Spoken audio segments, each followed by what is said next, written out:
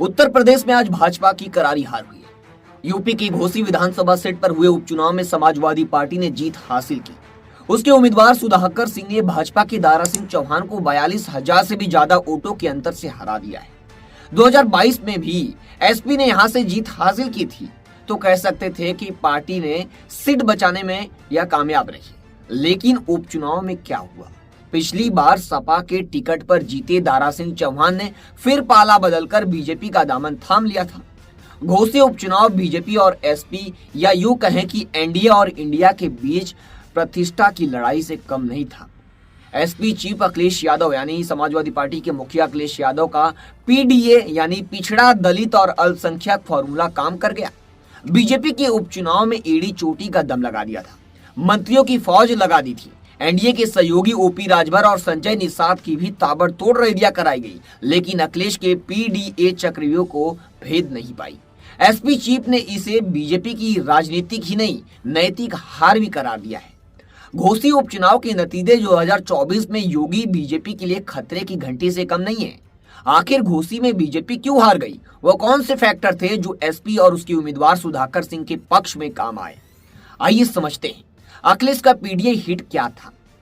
घोसी विधानसभा seat की बात करें तो यहाँ कुल करीब 4.5 लाख वोटर्स हैं। अनुमान के मुताबिक यहाँ मुस्लिम वोटरों की तादाद करीब 90,000 के आसपास है। दलित वोटर भी करीब 80 से 85,000 के बीच हैं। अनुमान के मुताबिक घोसी में स्वर्ण मतदाता करीब 70 से 80,000 के बीच है। इसमें भूमियार 45,000 हैं, राजपूत 16,000 और ब्राह्मण 6,000 के करीब हैं।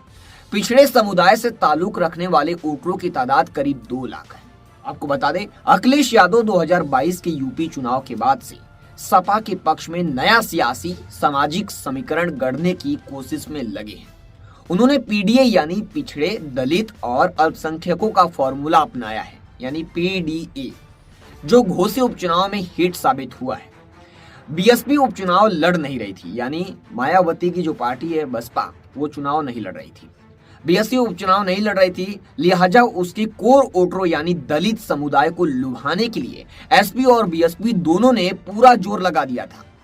नतीजों से ऐसा लग रहा है कि एसपी को दलित वोटरों को साधने में कामयाबी मिली है, यानी दलित वोटर सपा के साथ गए हैं। 2022 के उपचुनाव में तीसरे नंबर पर रही बीएसपी घोसी उपचुनाव से दूर रही। इस बार उसकी गैर मौजूदगी में एसपी और बीजेपी ने दलित वोटरों को साधने के लिए पूरा जोर लगा दिया। बीजेपी ने तो अपने एससी एसटी मोर्चा की टीम को गांव-गांव दलित वोटरों को लुभाने के लिए मिशन पर लगा दिया। यूपी बीजेपी एससी एसटी मोर्चा के अध्यक्ष रामचंद्र कनौजिया समेत तमाम नेताओं ने गांव-गांव गली-गली जाकर दलितों को साधने की कोशिश की।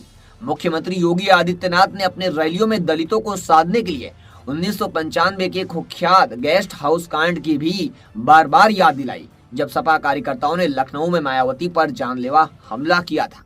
समाजवादी पार्टी अब यम वाय समीकरण पर चल रही है, लेकिन अखिलेश यादव ने उसे विस्तार देते हुए अब पीडीए का नया फॉर्मूला गढ़ा है। यूपी में बसपा के कमजोर होने के बाद समाजवादी पार्टी रणनीति के तहत दलितों को अपने पाले में खींचने की कोशिश कर रही है। इस साल 15 मार्च को सपा ने बसपा संस्थापक काशीराम की जयंती जोर शोर से मनाई। एक महीने बाद 14 अप्रैल को बी.आर. अम्बेडकर की जयंती को भी पार्टी ने बड़े पैमाने पर मनाया, यानी दलितों को खुद खींचने के लिए। यानी उत्तर प्रदेश के हर जिले में समाजवादी पार्टी दफ्तरों में अम्बेडकर जयंती की धूम रही। इस बार अखिलेश यादव बसपा में उसके कोर दलित वोटरों को छीनने की रणनीति के तहत मायावती पर अम्बेडकर और काशीराम दिखाए रास्ते से हटने का आरोप लगा रहे हैं। इसी साल कोलकाता में जब समाजवादी पार्टी की राष्ट्रीय कार्यकारिणी की बैठक हुई तो मंच पर अखिलेश यादव ने ठीक बगल में एसपी विधायक अवधेश प्रसाद को जगह दी, और जो दलित समुदाय से आते हैं। घोसी उपचुनाव की कामयाबी के बाद अखिलेश अब पीडीए फॉर्मूला पर और आक्रामक होकर काम कर सकते हैं। घोसी से पिछड़े वोट निर्णायक भूमिका निभाते हैं। चौहान, निषाद, कुशवाहा जैसी तमाम गैर यादव ओबीसी जातियों की यहाँ अच्छी खासी तादाद है। प्रतिष्ठा की लड़ाई को जीतने के लिए बीजेपी ने कोई कसर नहीं छोड़ी। विधानसभा क्षेत्र में दर्जनों मंत्रियों ने कैंप किया हुआ था। इन्होंने अपने अपने समाज के वोटरों को साधने की जिम्मेदारी दी गई थी। इसमें स्वतंत्र देव सिंह, विजय लक्ष्मी गौतम, दयाशंकर सिंह, एसके शर्मा, नरेंद्र कश्यप, असीम अरुण, दानिश आजाद अंसारी जैसे मंत्री शामिल थे। इसके अलावा आपको बताएं, deputy chief minister Keshav Prasad Maurya और ब्रजेश पाठक भी मोर्चा संभाले हुए थे। मंत्रियों के अलावा कई सांसदों और विधायकों को भी बीजेपी ने चुनाव प्रचार में उतारा था। सपा के यादव वोट बेस में सेंध लगाने के लिए बीजेपी ने आजमगढ़ के सांसद और भोजपुरी फिल्मों के सुपरस्टार दिनेश लाल यादव, निरहुआ और राज्यसभा सांसद संगीता यादव को मोर्चे में लगाया था। दोनों वहां पर प्रचार किए, कैंप कर रहे थे। निरहुआ ने रोड शो के जरिए माहौल बनाने की कोशिश की। गैर यादव ओबीसी वोटों को साधने के लिए बीजेपी सहयोगी दल यानी सुभाषपा ओम प्रकाश राजभर के दल को भी अपने साथ लाया। अपना दल के नेता भी लगातार जनसंपर्क और रैलियां कर रहे थे। सुभाषपा चीफ ओम प्रकाश राजभर, निषाद पार्टी के अध्यक्ष डॉक्टर संजय निषाद की ताबड़तोड़ रैलियां कराई गई। बीजेपी विधानसभा जयप्रकाश निषाद भी निषाद वोटों को साधने के लिए लगातार सक्रिय थे, लेकिन बीजेपी के एड़ी चोटी का जोर लगाने के बावजूद समाजवादी पार्टी बाजी मार ली गई। 2024 लोकसभा चुनाव से पहले घोसी उपचुनाव समाजवादी पार्टी ने कितने गंभीरता से लिया था, इसका अंदाजा इसी से लगाया जा सकता है कि चुनाव प्रचार में खुद अखिलेश यादव भी कूद पड़े। वह रामपुर और आजमगढ़ लोकसभा सीटों पर उपचुनाव में दूर रहे, लेकिन घोसी में उन्होंने रैली की।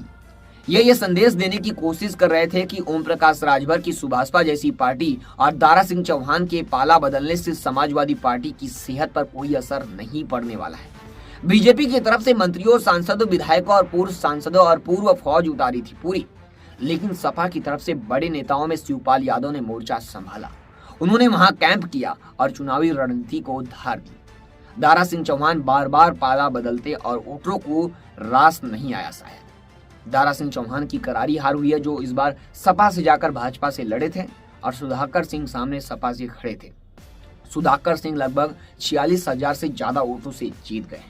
इस पर आपकी क्या राय है कमेंट करके जरूर बताएं, और चैनल को सब्सक्राइब नहीं किया हो तो और फॉलो नहीं किया हो तो जरूर करें। फिर मिलूंगा एक नई खबर और एक नई वीडियो में, तब तक के लिए जय हिंद।